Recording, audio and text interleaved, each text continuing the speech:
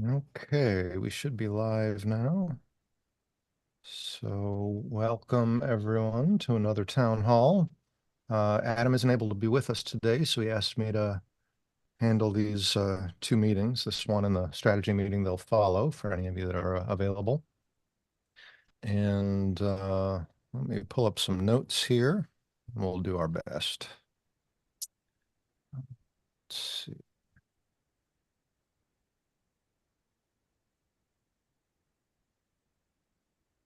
Just a moment to rearrange my Zoom panel. Okay. All right, so we got some posts here. I'll start with that. I think we can handle that part easy enough. Courtney, elastic bands. Does anyone experiment with any type of finger covers or have recommendations for good elastic bands? Currently working on the unlimited arm and provide some type of protection. Protective padding or sleeve covers to prevent possible skin breakdown. Okay, so let me start with the easier part, the protective padding.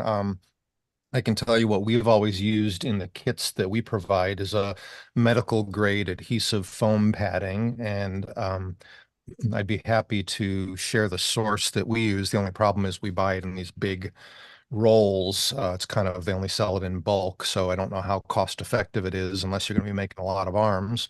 But it's generally a latex-free medical grade firm foam padding is what we use. And I think the one that we use is a quarter-inch thickness. They come in different thicknesses, but that works really well you just kind of cut it to the shape of the surface, and then it sticks right on there and provides a nice soft surface and it's important to note that it's closed cell padding. It's closed cell foam, which means that it's not going to absorb smells and such over time because there's going to be some perspiration and that sort of thing. So closed cell is recommended. Um, I'm not good at follow-ups here because I tend to get into back-to-back meetings. So I will do my best to remember to come back here. I don't want to do it, make you guys wait now, but I'll try to come back in here and post a link to the phone that we use. But that's what I would recommend as far as padding. Anybody else have any suggestions as far as padding goes? Okay. She also asks about finger covers. So I think we're talking about two different things here because she says finger covers and then she mentions elastic bands. So the elastic bands are usually used to go between the finger hinges to actually handle the extension of the fingers. And we use the dental elastic bands for that. And unfortunately, we do find that they tend to break down, so they have to be replaced over time, and the amount of time varies a lot based on the environment that they're in. But I'm not aware of a better solution for those. I have seen some people use just tiny rubber bands, but generally we've always used the dental elastics, the kind that you use for braces, which you can buy in packs on Amazon or other places like that. As far as finger covers, I think she's talking about more for grip to go over the fingers themselves. And again, I'm just referring to what I know, which is what we include in our kits. They're called Lee Tippies, and they're actually these silicone finger covers that are designed for like secretaries that deal with a lot of, paper sorting and stuff. That's what they were originally designed for, but we've always included those in our kits because they just kind of slip over. Some people glue them on so that they stay on better, but it's like a soft silicone and it has a ridged kind of grip pattern on the fingertip, which makes it good for gripping. Um, it's not a conductive material, so it wouldn't be good for like using a smartphone. If that's important to you, you'd want to find something that is conductive, but that's one option. An older option that people used to do, and I don't know if this is still done, is there's something called Plasti Dip, or there's other brands that are like that, which is essentially it's a liquid rubber that you can get on Amazon or other craft stores, and you basically would just dip the fingertips into that and then let it dry, and it basically hardens into a rubber that would then be, it would adhere naturally to the fingertips as a rubberized covering. So those are a couple solutions I know of. Anybody else have any other ideas? I was just going to say that I got the kit. I have my Oh, there they are. Yeah. Those are the e-NABLE Lee here, Tippies. but I had a really hard time because I wanted to buy a bunch of these materials in bulk. I had a really hard time finding the clear ones or the white ones. Yeah, they One of them unfortunately is like that's rainbow it's color. because they don't usually sell them, especially in the extra small size that we put into our kits. It's because I think we're their only distributor in the world right now, and we just in large bulk. We order cases at a time, and so they kind of make them special for us. Specifically, they're well aware of e-NABLE, so I don't think they really sell the clear packs. They usually sell that multicolor pack elsewhere. Does So does e-NABLE sell just the components in any larger quantities, or do you have to actually buy the kits? we don't currently, but that's something that I could explore with my partner. It's through my company, actually, 3D Universe. So it's not something that Enable sells. It's something that my company sells. Right. But if that would be helpful, let me follow up with my partner and see if maybe we can just offer packs of just the Lee Tippies without the other supplies separately from our kits. I don't see why we couldn't. She would just have to get extra, an extra supply of those. So I will take that as a follow-up and see if maybe we can put them up there. What would be useful? Packs of five or packs of 10? Yeah, I mean, even starting with packs of five, so that you wouldn't have to buy the entire kit, would be a Yeah. good step in the right direction. Okay, sounds good. I will follow up on that. Let me see here. Let me just make a note to myself on this, and let me also post a link to padded foam padding. Let me just grab that link real quick so that I can remember to do this later. Okay, so that's going to go there. And then see about offering Lee Tippies separately from kits. Okay, I will follow up on those things. That's a good idea, Todd. Thank you. Todd, are you able to increase your input volume on your Zoom microphone? Do you know how to do that under audio settings? Because you're Yes. coming through really quiet. Yep. I sure can. Okay, so anybody have any other thoughts here for Courtney as far as finger coverings or elastics or padding or sleeve covers? Okay. All right. Well, hopefully that guidance will be useful. Sarah, can I ask you maybe to post a link to this part of our discussion on that thread, and then I'll come back and share a link to the padding later. Yeah, of course. Thank you very much. Okay, so let's go on to the next one here. Ghislaine, kinetic hand.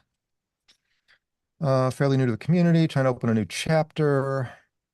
Did anyone try any model with amputee? Amputations are different from malformations in the sense that often amputees have a phantom limb, which we need to take into consideration in measurements.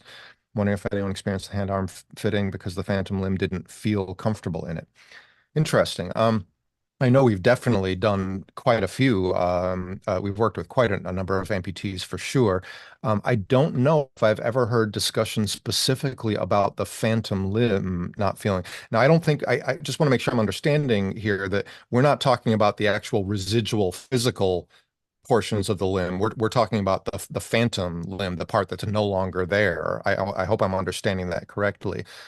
So we've certainly had the challenge of needing to fit to, there might be portions of the fingers left or maybe a thumb left, but not the fingers. We've dealt with that for sure. I don't know that I've ever heard discussion of phantom limb discomfort in a device. Has anyone else run into that or heard any discussion about this?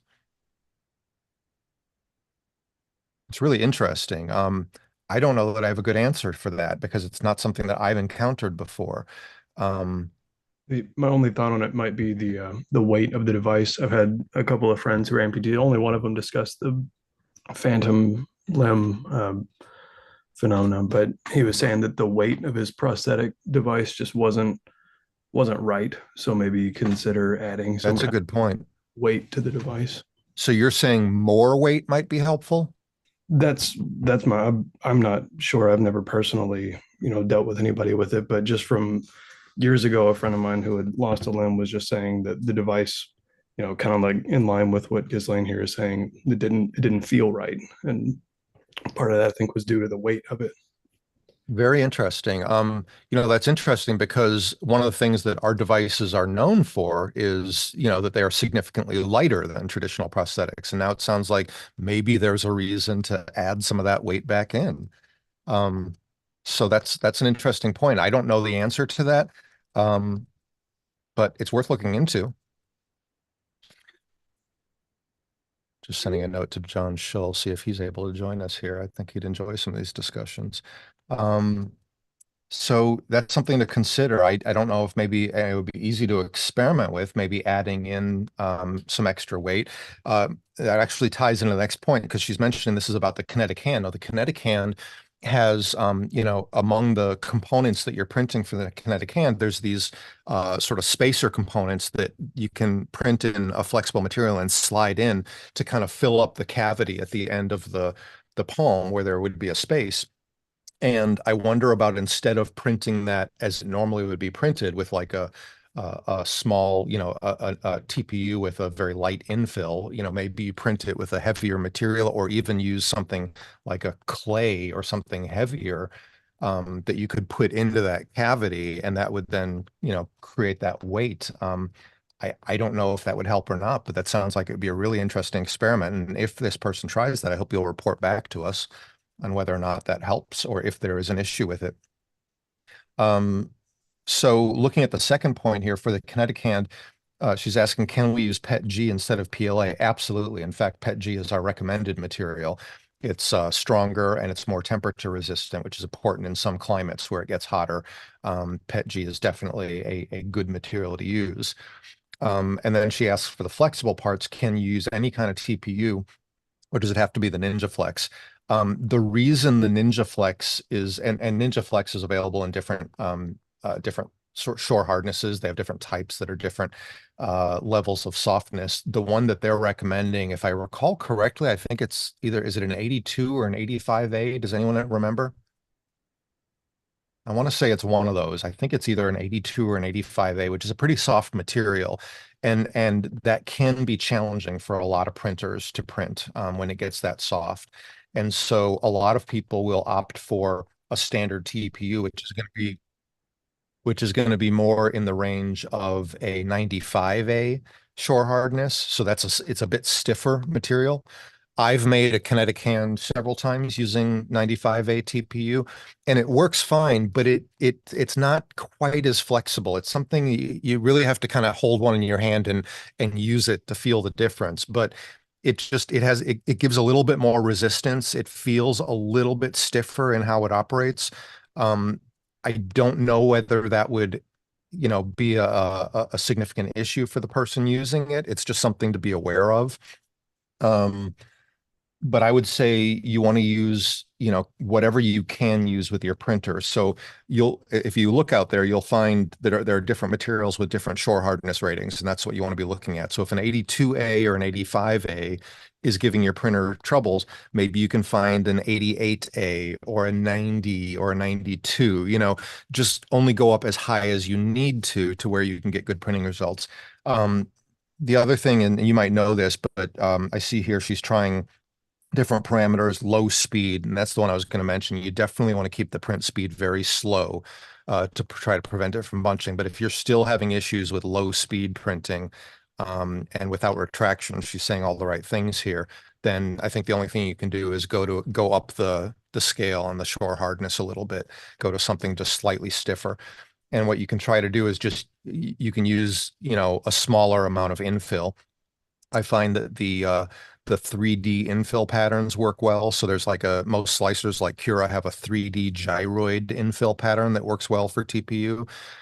So if you use like a 3D gyroid infill and you just reduce the infill, you do a smaller number of shells, maybe one shell or two shells for the outer walls at most. And then do a very low infill, like 5% maybe, then that'll help to maximize the flexibility of the parts. So that's what I would recommend trying. Anybody else have suggestions here as far as materials go? I think TPE is pretty similar to TPU in a lot of material properties, but I think it's typically a little bit easier to print too. Interesting. You know what? I don't know that I've ever tried printing with TPE. That's very interesting. I should. So that might be worth trying too. Yeah.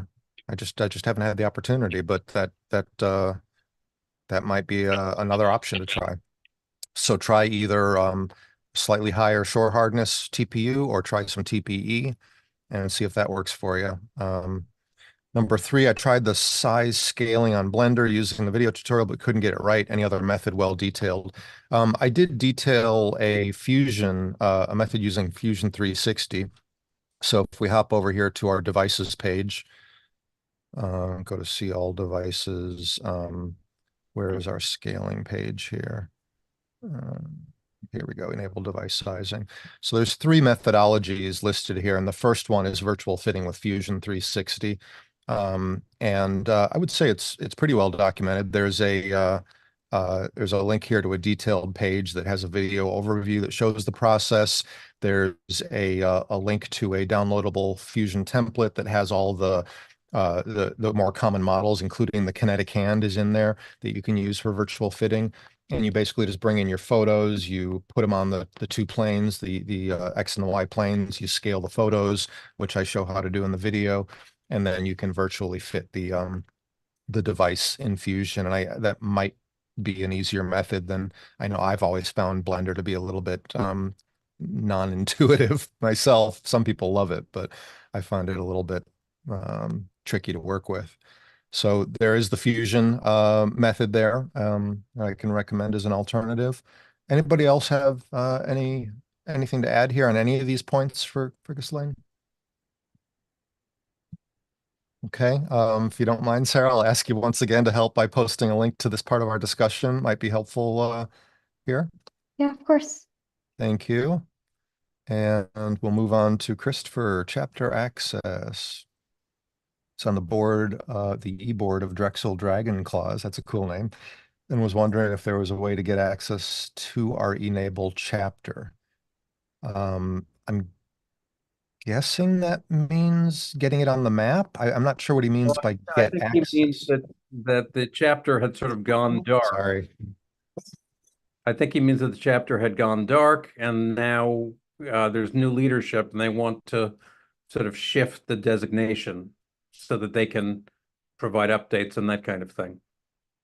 Okay. If that's the case, then I guess I just need some details.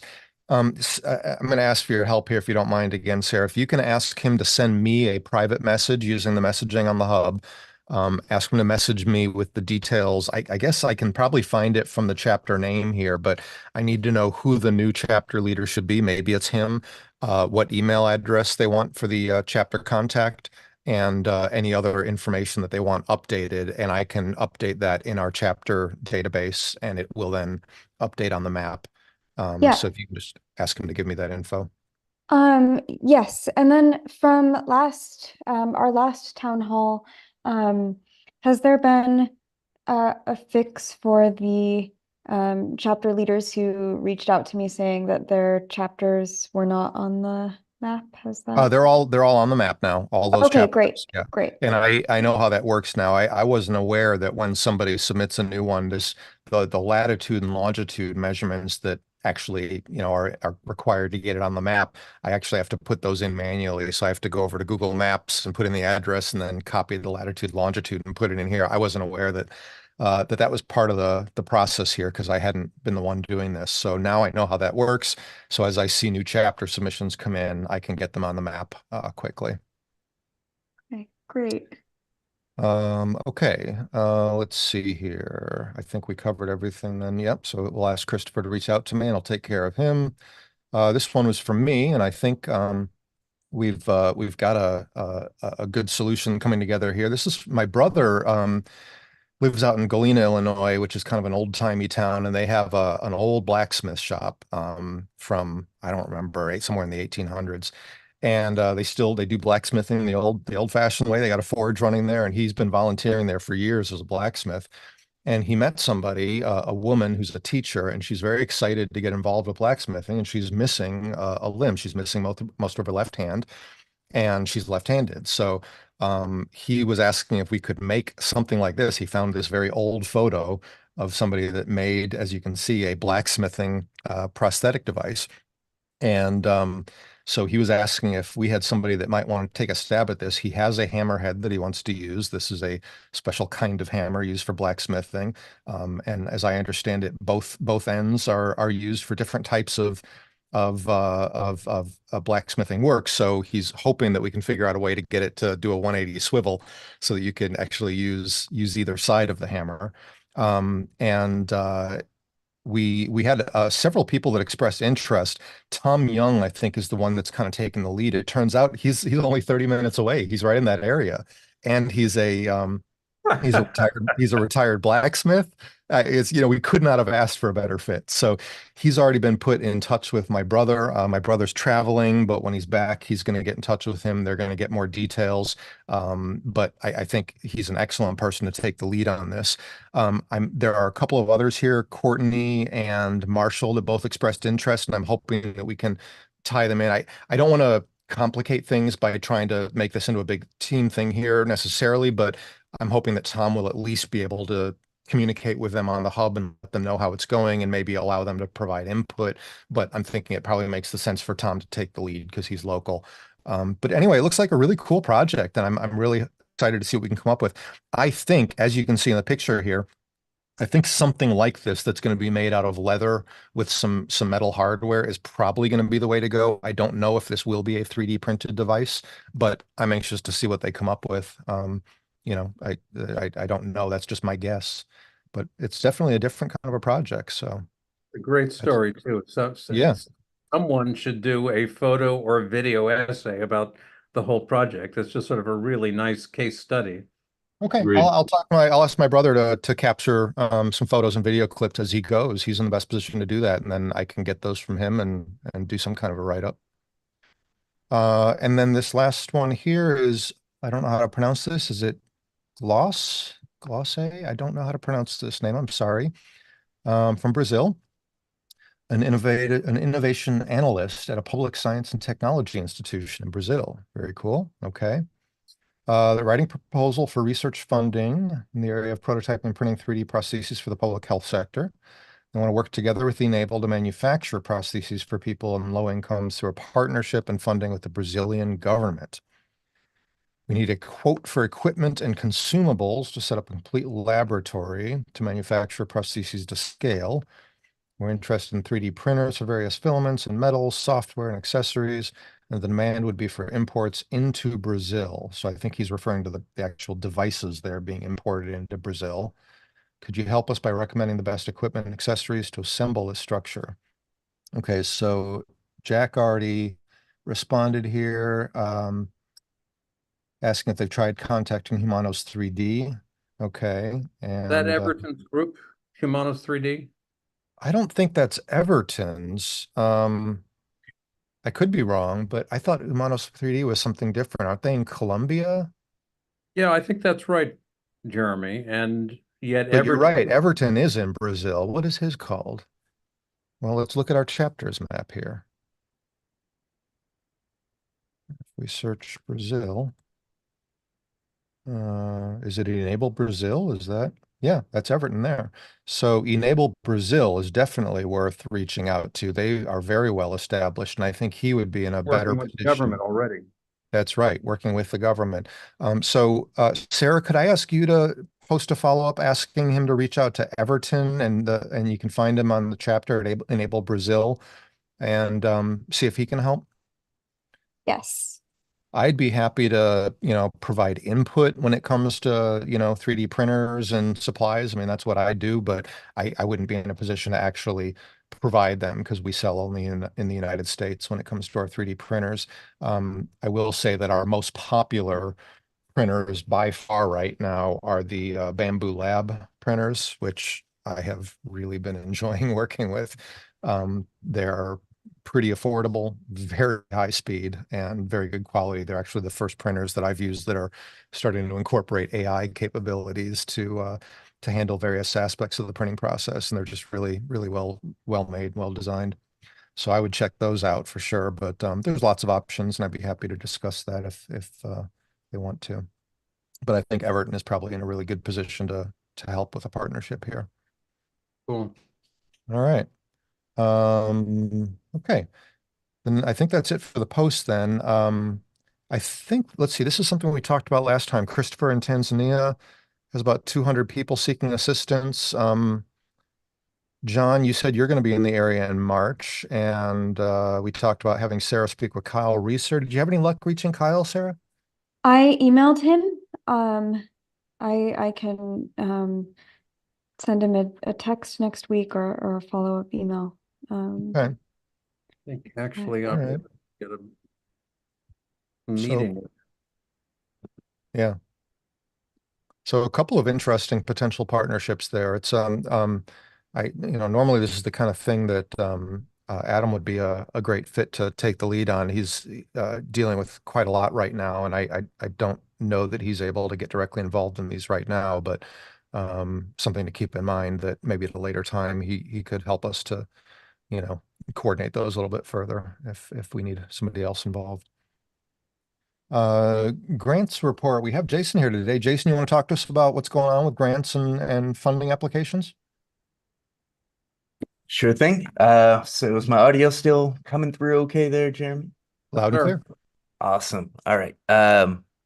Yeah, I dropped from the call a couple of times now for some reason, but so last call I mentioned that we had a lot going on in February from the grant perspective. So obviously with the new year, I noticed a lot of things that were coming up with the expiration at the end of February, so figured we were going to be pretty busy. So very happy to report we have a total of 10 active grants that are currently out there and being applied with the applications complete. Well, it's technically 9.5. I've got one more that's just about ready to go. So with that, we would represent right at the $400,000 to $500,000 in funding request that is out there. Sorry, your audio broke up there for a second. Did you say what was the total?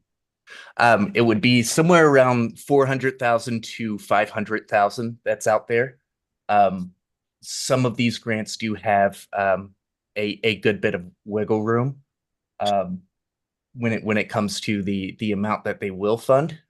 So you kind of pitch your initial budget, and then they'll come back and go a little bit back and forth. So Sure. I've got this on a PowerPoint slide. I can share on the next call as well, and talk a little more about some of the strategies and what we can do to help out.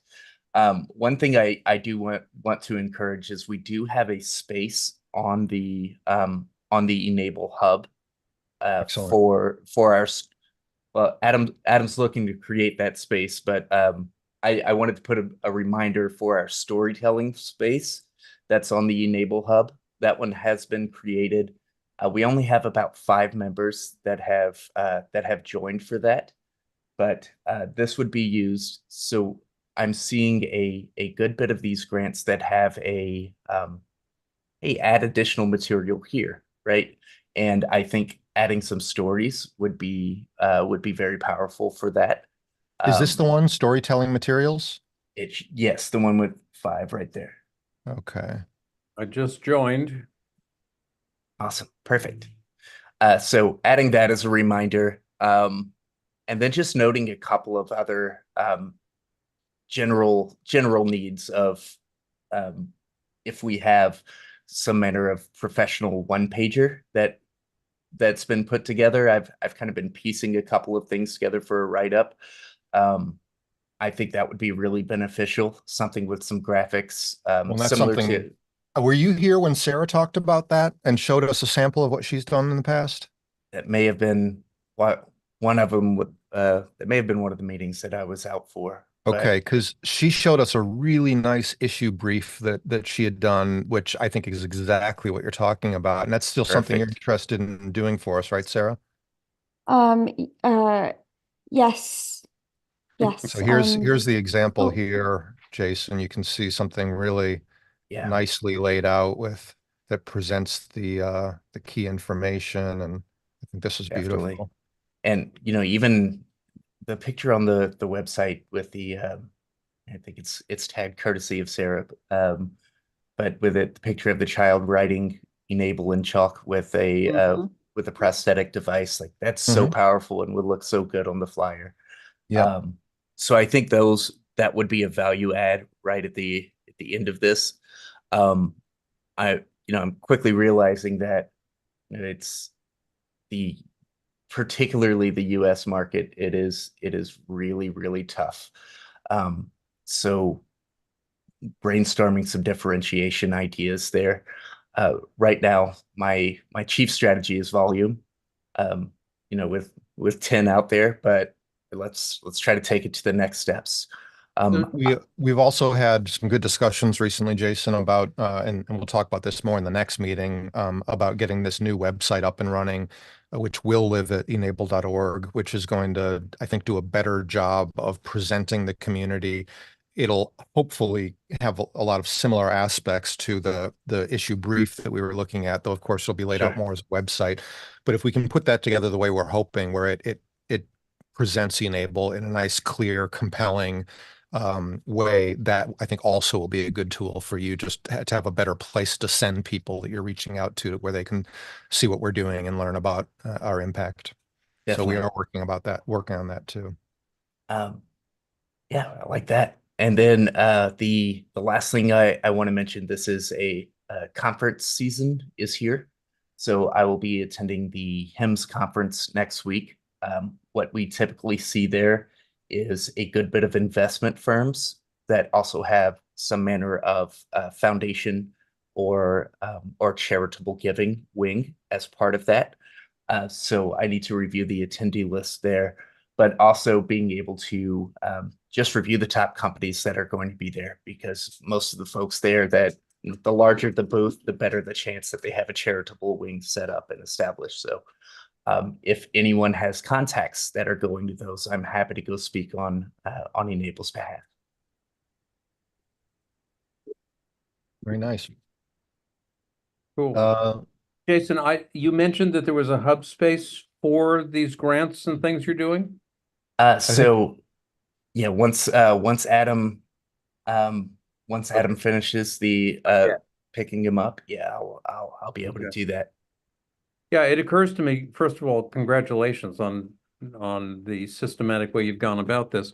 But I haven't seen any of these applications, and it would really be Sure. good to do and for that matter, to have Sarah also review it, just for facts and tones and Exactly. other things that we old timers might be able to Right. get guidance on. And I had realized that with it's been a discussion point with Adam and I as well, of I'm happy. I know I've come to you, John, before for the innovating worthy projects, but as far as the the output, the messaging, and getting some of those reviews together, when we do get those the ones, like I'll use Robert Wood Johnson for an example, where we didn't move on, or we didn't receive the funding.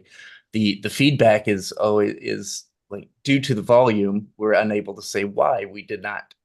You were unable to give to receive the grant. So I'm happy to either use some examples, or at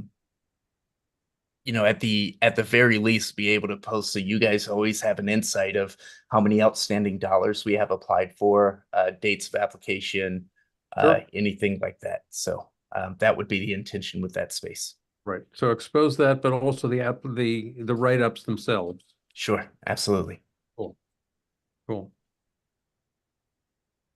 Okay, well, I'm happy to help with any writing and editing if you would like to send the materials to me, Perfect. Jason. Awesome.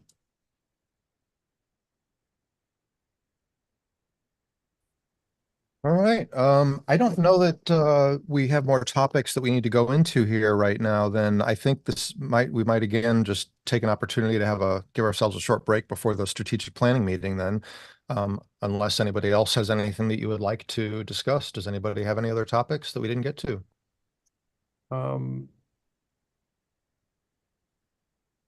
No. The next meeting's at 1 p.m. Eastern.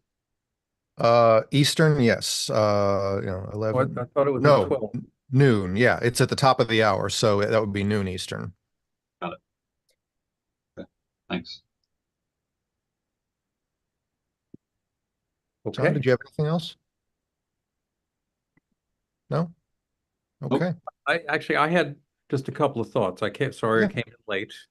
Um, for some reason it wasn't on my calendar. I should remember to check why it wasn't on my calendar. Um, I, I, I just want to say I came in the middle of this routine that we do.